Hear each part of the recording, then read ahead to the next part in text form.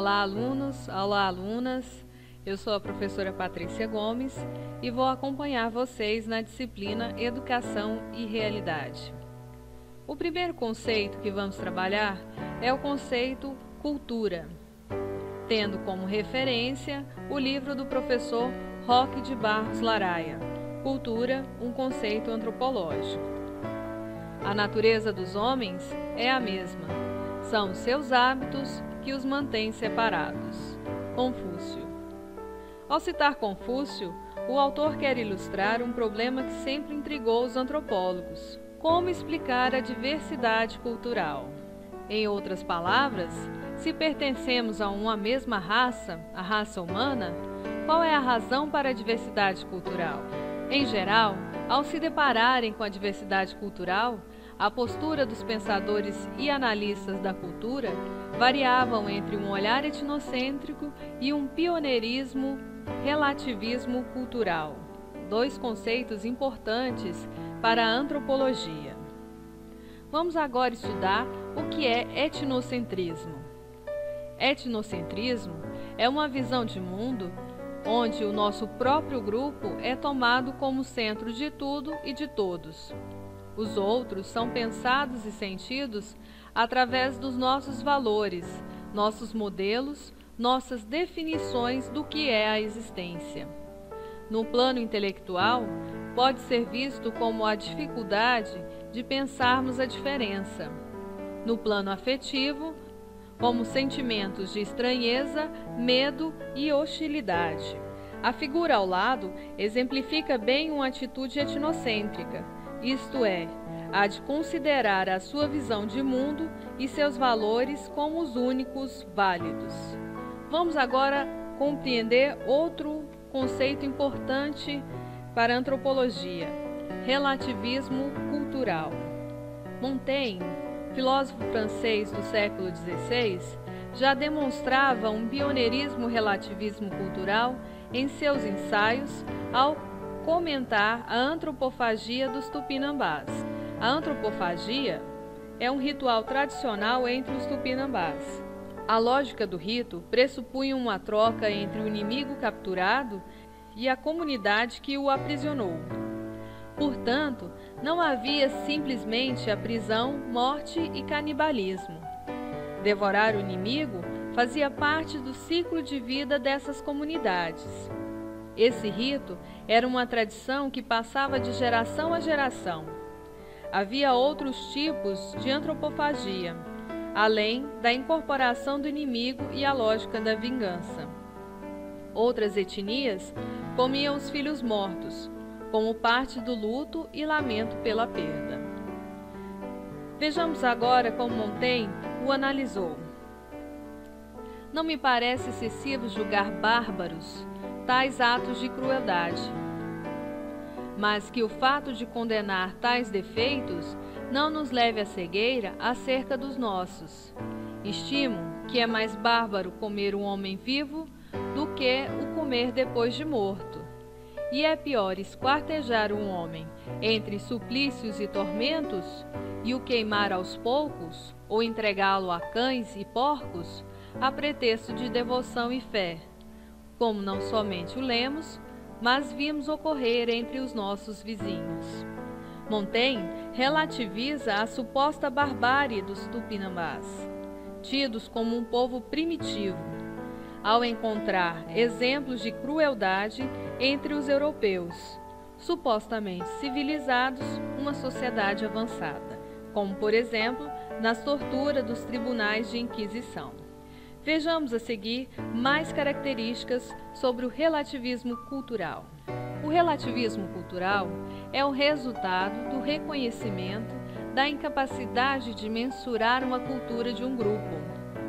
É uma crítica às abordagens evolucionistas, segundo as quais sociedades e culturas podiam ser classificadas das primitivas às avançadas. Foi desenvolvida no seio da antropologia social e buscava romper com as comparações e a utilização de critérios independentes para emitir juízo de valor. Assim, A cultura só pode ser considerada dentro do seu próprio contexto cultural. Uma vez definido o que é o relativismo cultural, passemos agora à análise das variações biológicas como tentativa de compreender as diferenças culturais. O determinismo biológico são teorias que atribuem capacidades específicas inatas a raças ou grupos humanos. Entretanto, os antropólogos estão convencidos de que as diferenças genéticas não são determinantes das diferenças culturais. A figura ao lado é uma crítica à posição da mulher nas sociedades ocidentais, tema que será abordado ao longo da disciplina.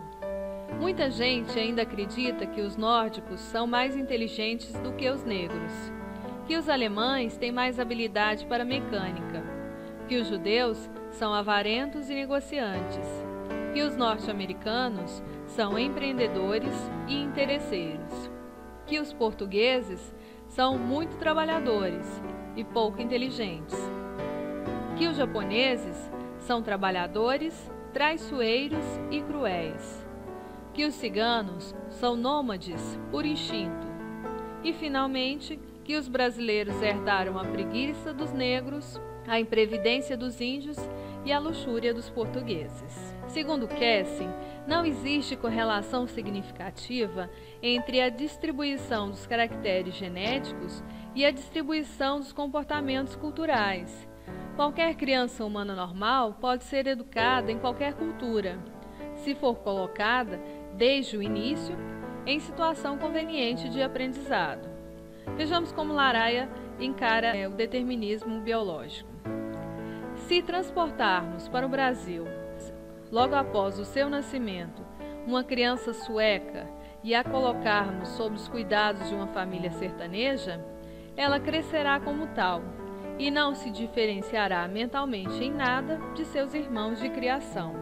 Assim, é o aprendizado sistemático que determina as atribuições e não o determinismo biológico. Vamos agora compreender mais um conceito importante, o conceito de endoculturação. A antropologia tem demonstrado que muitas das atividades atribuídas às mulheres em uma determinada cultura podem ser atribuídas aos homens em outra, de modo que o comportamento do indivíduo depende do aprendizado, adquirido desde a infância até a idade adulta, a que chamamos de endoculturação. O transporte de água para a aldeia é uma atividade feminina no Xingu, assim como nas favelas cariocas. Carregar cerca de 20 litros de água sobre a cabeça implica, na verdade, um esforço considerável, muito maior do que o necessário para o manejo de um arco, arma de uso exclusivo dos homens. Mais um exemplo de endoculturação. O exército de Israel demonstrou que a sua eficiência bélica continua intacta, mesmo depois da maciça admissão de mulheres soldados. Como se pode perceber, as mulheres podem assumir atribuições tidas como masculinas, desde que sejam educadas e preparadas para isso. O determinismo geográfico considera que as diferenças ambientais condicionam a diversidade cultural.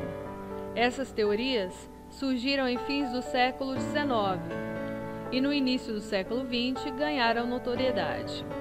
Em 1920, os antropólogos Boas e Kroeber refutaram esse determinismo, demonstrando que é possível coexistir diversidade cultural no mesmo ambiente físico. A imagem ao lado demonstra que lapões e esquimós, ambos habitantes da calota polar no norte, buscaram respostas culturais diferentes para garantir a sua sobrevivência. Como visto anteriormente, as limitações biológicas e ambientais não conseguem explicar a diversidade cultural entre os homens. O grande mérito dos homens foi romper com as limitações biológicas, por ser o único animal que possui cultura. Sem asas dominou os ares, sem membranas próprias dominou os mares. Mas afinal de contas, o que é cultura? Vamos agora definir o conceito de cultura. Taylor foi o pioneiro em propor o conceito de cultura como, em amplo sentido etnográfico, é este todo complexo que inclui conhecimentos, crenças, arte, moral, leis, costumes ou qualquer outra capacidade ou hábitos adquiridos pelo homem como membro de uma sociedade. Essa foi a primeira tentativa de conceituar cultura. Após a elaboração do primeiro conceito de cultura por Taylor, muitos outros surgiram. Kroeber contribuiu para ampliar o conceito de cultura, incluindo outros pontos. A cultura determina o comportamento dos homens e justifica suas ações. O homem age conforme seus padrões culturais. Os instintos foram praticamente anulados pela evolução pela qual passou. O homem modifica o meio e não o seu aparato biológico. Em razão disso, transformou a terra em seu habitat. O homem depende do aprendizado. O processo de endoculturação determina seu comportamento e capacidades artísticas e profissionais. A cultura é um processo acumulativo que limita ou estimula a ação criativa do homem. O homem é resultado do meio cultural no qual foi socializado. E as invenções e as inovações não são frutos da ação isolada de um gênio, são resultado do esforço de toda uma comunidade. Concluindo, vamos agora destacar quais os conceitos importantes abordados até o momento: etnocentrismo, relativismo cultural, endoculturação e o próprio conceito de cultura. Vamos agora fixar algumas ideias importantes. As diferenças físicas, genéticas e as diferenças geográficas não conseguem explicar a diversidade cultural entre os povos. É o processo de internalização da cultura, a endoculturação, de educação que atribui as capacidades e os papéis de homens e mulheres na sociedade. O homem é o único animal que possui cultura. A cultura não é estática, ela é dinâmica, um processo em permanente construção. Bom, chegamos ao fim do nosso primeiro módulo. Vocês podem continuar aprofundando seus conhecimentos na leitura integral do livro que está disponível na biblioteca da disciplina. Bons estudos!